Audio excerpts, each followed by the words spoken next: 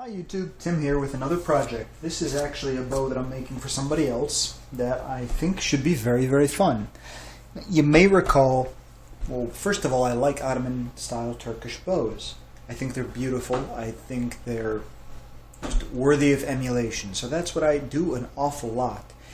One thing that I'm doing here is trying to fix a problem that I had with one of my other bows. You may remember I made a heavy Ottoman Turkish bow. I made it the same length, which was a 46-inch long. It was meant to be 46 inches long, so it was a 40-inch long core. 40-inch core of 1-inch PVC.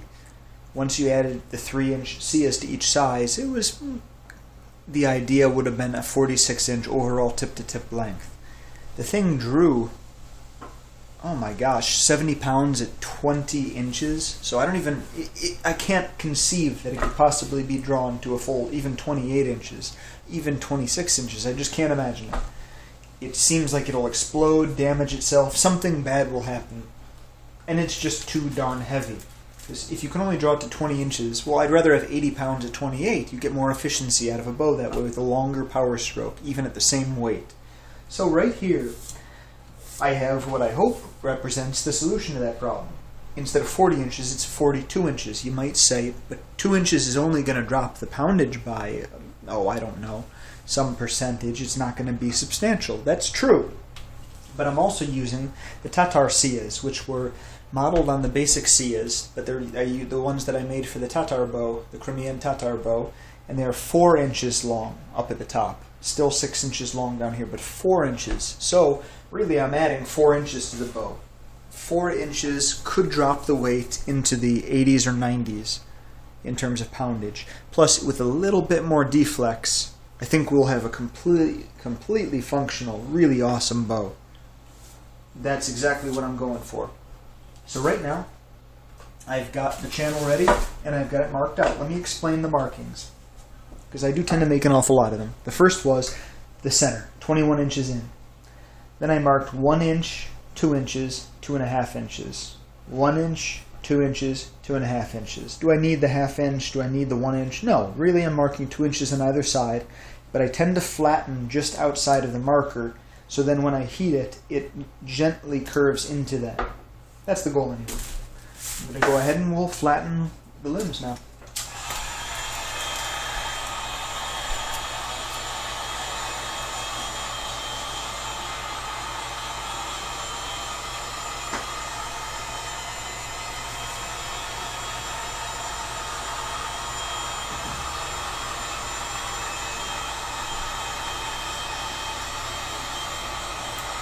On some of the bows that I've created, I've been a little amused to leave some of the markings on here. The Made in USA sign, sometimes I'll leave that on. I'll scrape all the other characters off, but I'll leave that because, well, it's true.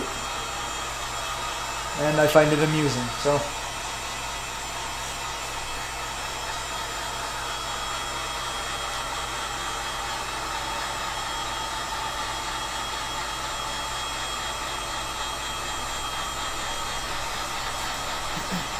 Now the Crimean Tatar bow, it's a wonderful bow, but it draws 60 plus pounds at 28 inches, and it is 60 inches long.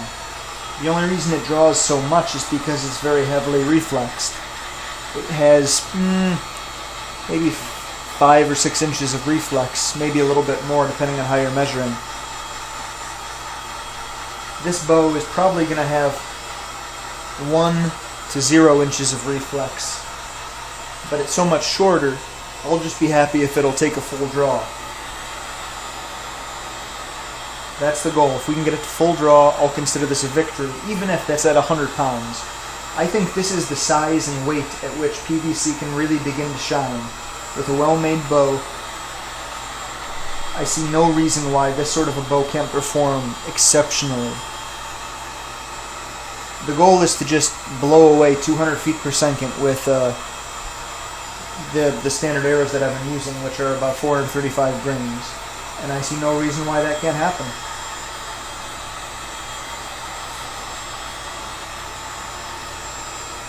Another thought I had was to reinforce the inside of the bow, the inner maybe foot, with a 3/4 inch pipe, but seeing as The last bow is way too heavy.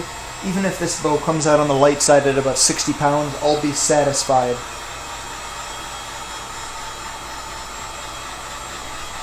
Victory here is measured in just getting it to full draw with good performance.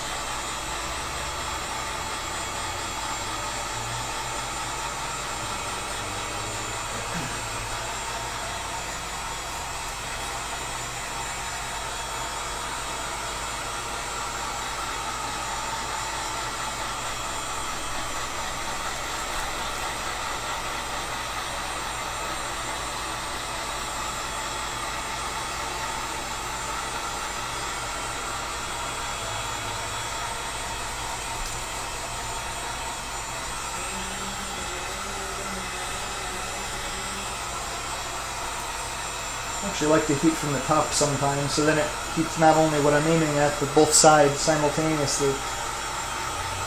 Whether or not it helps very much, I don't know, but it certainly will help it from cooling off too fast. Which is another reason if I'm heating it, I tend to like to heat the inside like this and rotate it towards me. So that way the hot portion goes towards it'll face the foil. So some of that reflected infrared energy will go right back into the surface rather than into the ceiling. You say, well, yes, it comes out the other side and it'll just continue to radiate after that. And that is true. Nevertheless, hopefully by that point it will have spread some of the heat more evenly through it, so they're still getting some benefit. I did make a tiny burn right there. It was too talkative. I do believe it's small. Let's just make sure it's soft enough. Okay. I'll reposition the camera so you can see what I'm doing. I'll just come over here and flatten it.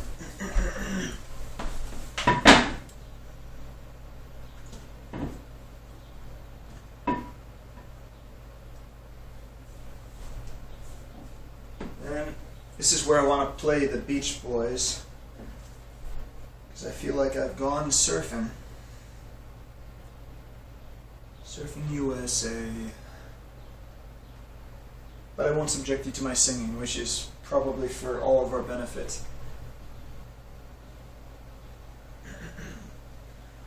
Alright, I have good feelings about this bow. That burn doesn't make me too happy, but it's very minor.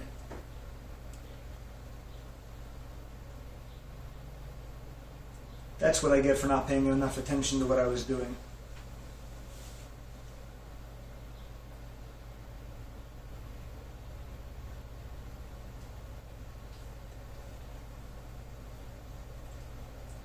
I have taken to repositioning the bow a lot onto new portions of wood to help it cool faster, but again, if you want it to cool faster, the best way is just do it in your garage or on a concrete floor. That will suck the heat right out of it,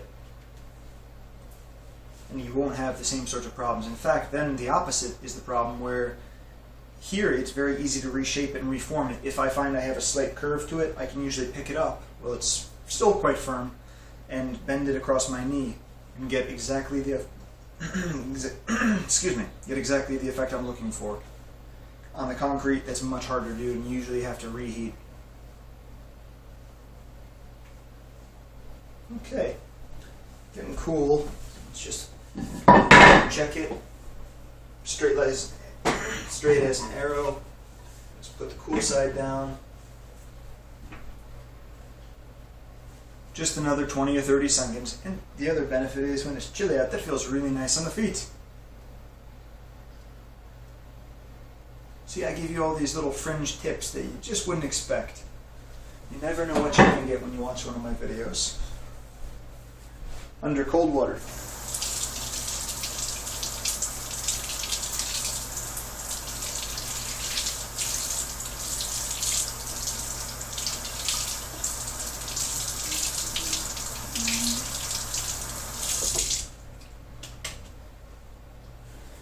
And now, let's go back to the table.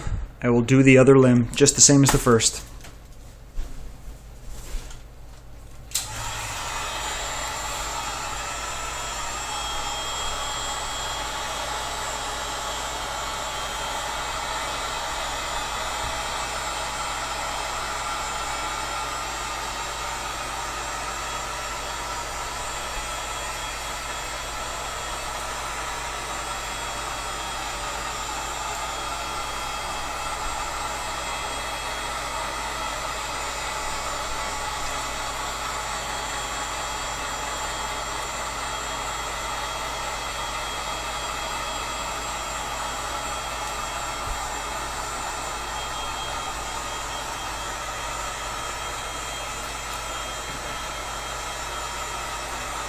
The other marks that I've made on this was 6 inches in from each side, which is just to tell you how far in the Siyah should go. The caisson will end, that's the non-bending portion that lies parallel to the limb. See, there I go talking again, I better be careful. But I can walk and chew bubblegum at the same time.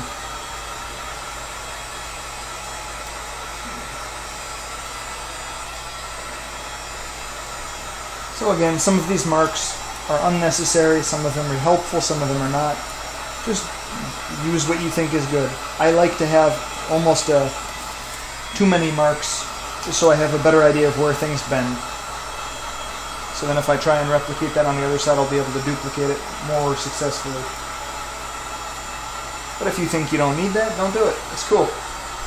I am not the PVC police, and I'm not after you, and I'm certainly not here to criticize anybody's techniques. You do what works for you.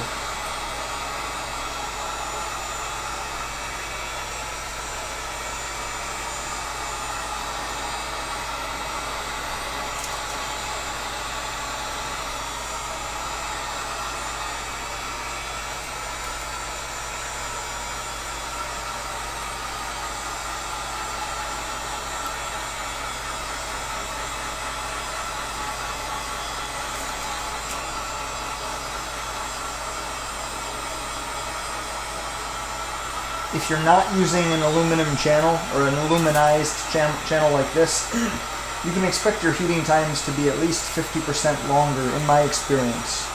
You may not find that to be true, but that's roughly what I found.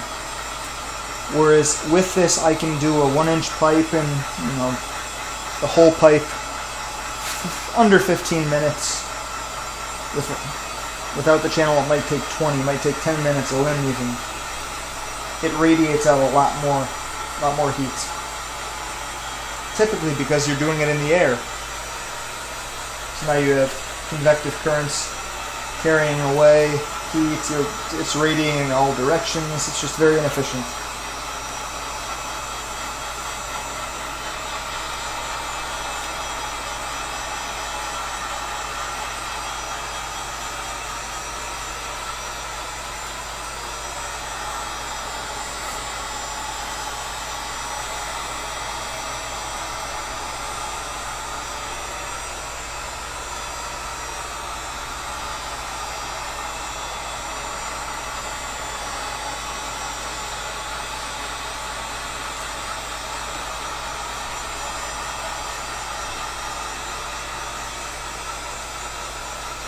Okay, looks like we're there. Great. Same thing as before. Let's get surfing.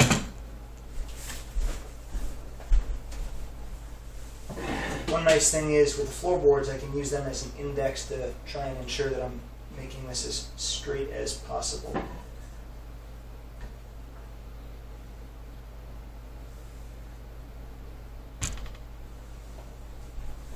Don't worry too much about whether or not you get it even exactly with the other limb that is twisted.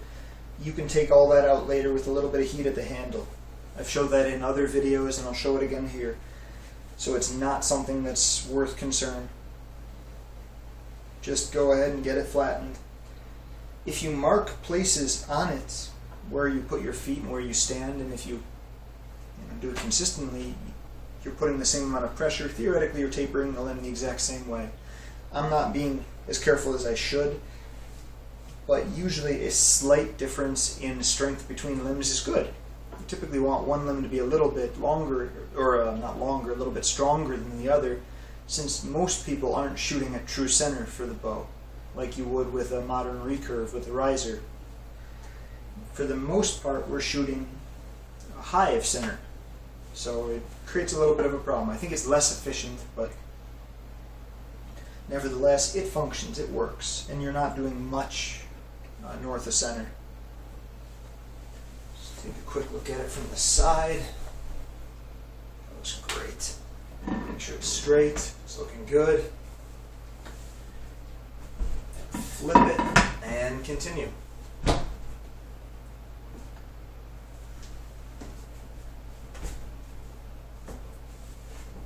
There we go.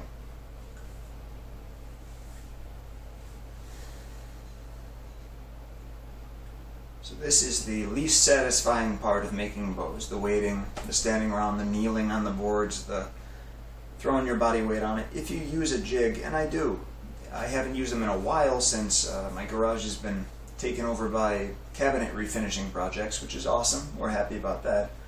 But at the moment, I don't have access to my jigs. They're too big to get inside to use in the kitchen. It's just not very useful to do like that. But it makes your life a lot easier. If you build a jig, you can just use the same every time. It takes the human element out of it. And it means you can go on and do something else in the meanwhile. So this is still perfectly straight, under cold water.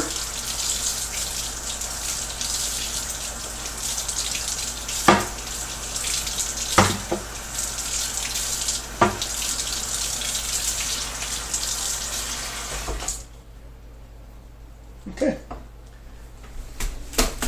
There we have the blank. This is the basic bow. You can see it's pretty well cocked off to the side. Yeah, but all of that will come off. Yeah, look at that. That's okay. See, we're going to heat this section here, and we're going to straighten it right out. The limbs are, like I said, they're fine. There's a tiny bit of a bow to this one. It's straight on this side and bowed a little bit to this on that one. So I might gently fix that, but it's so close to perfect that it's almost a shame to mess it up. All I'm going to do now, we'll heat the center portion, straighten the bow, correct the twist, and get all that working. Let's take care of the bend now. The bend and finish the handle. To do that, we're just going to be heating from one side to the other. Simple as pie.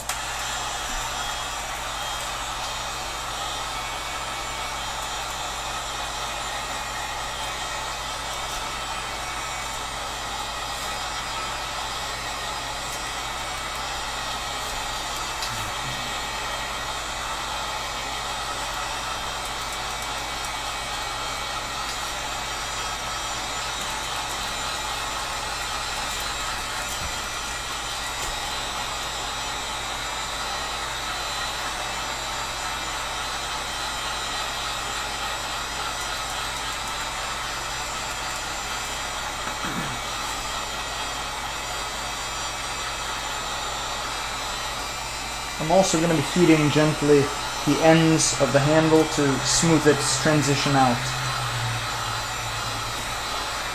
When we eventually make the handle, I'm going to show you how we do that because we want the bulge to be predominantly on one side. The technique I've been using to do that has been to lay it flat and then pinch it while it's laying flat and being held flat on a table.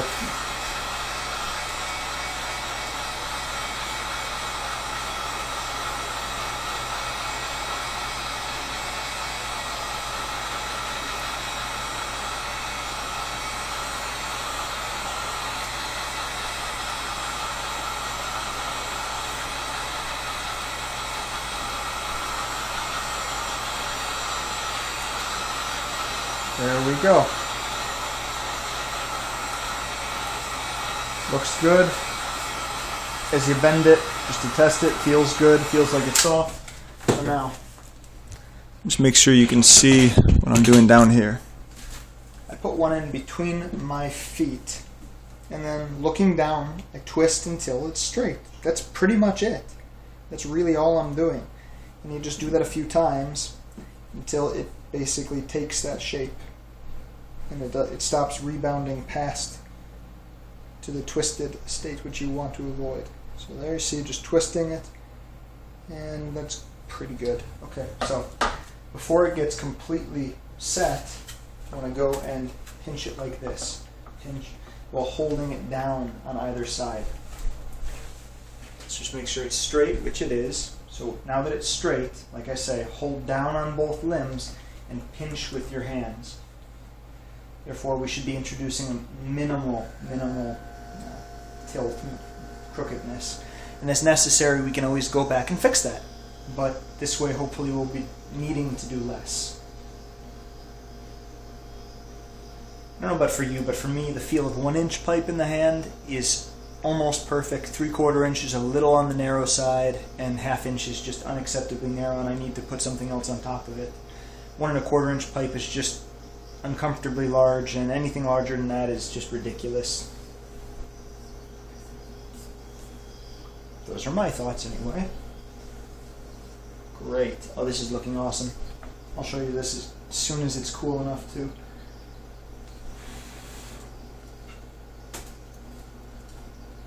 So now it's still warm even though it's not hot. So if I have to correct it, make sure it's perfectly straight, I can still do that. Cold water. Cold water.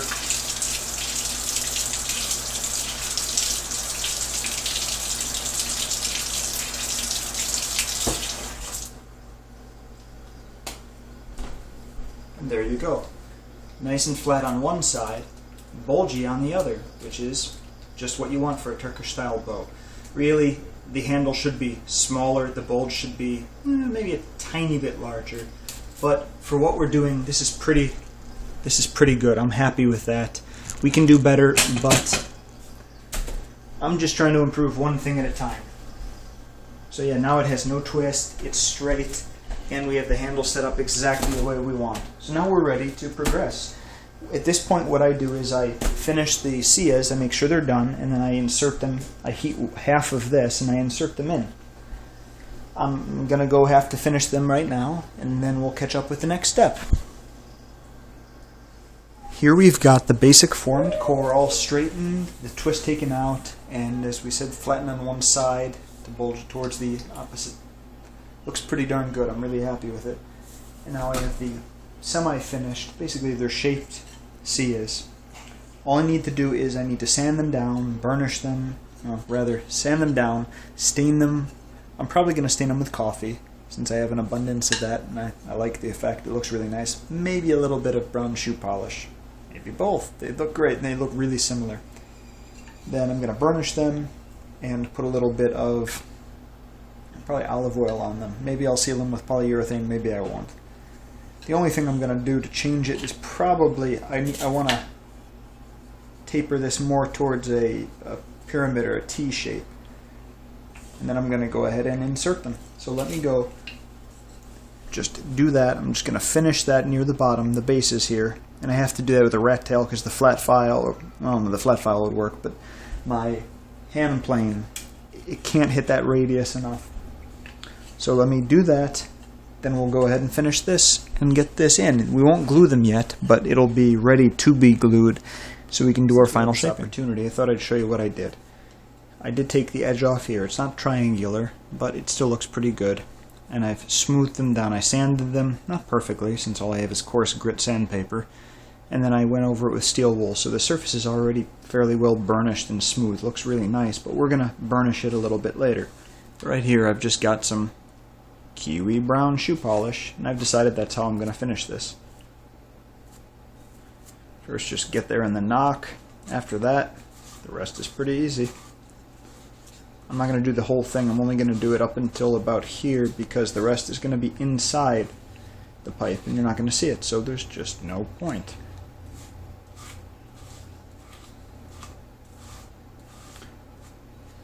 I burnish after this because the liquids in the shoe polish tend to raise the grain. So you're going to want to go ahead and burnish it afterwards to force the grain back down. Compress it. It'll look much nicer that way. Okay.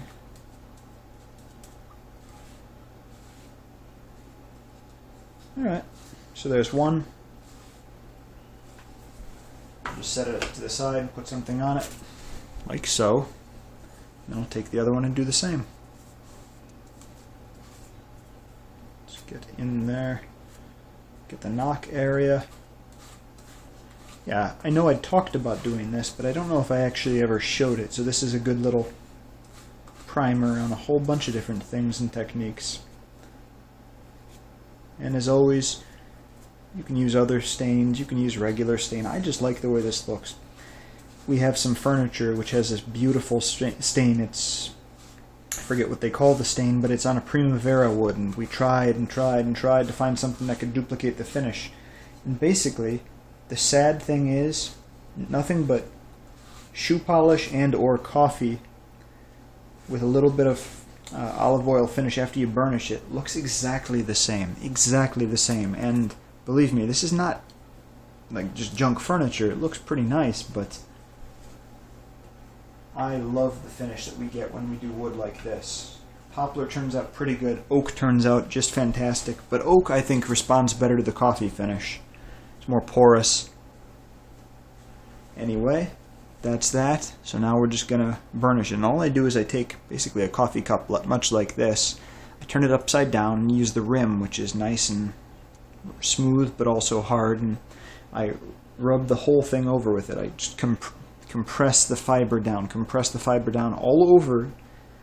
And once it's done, basically you've compacted it, so it becomes a little bit narrower, but it also just looks nice, smooth, and shiny. I think it's a great way to finish wood Siyahs.